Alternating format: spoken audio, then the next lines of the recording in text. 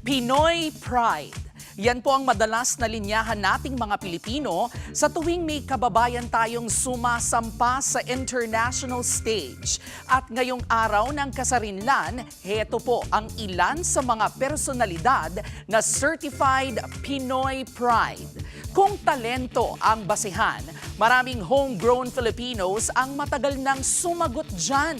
Si Manny Pacquiao mula General Santos, naging champion ng mundo sa 8 boxing division.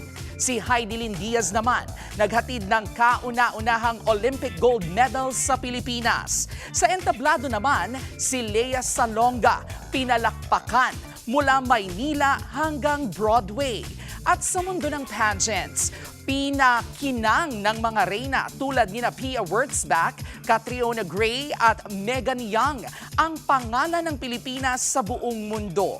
Iba-iba man ang kanilang pinagmulan, iisa ang kanilang pinatunayan.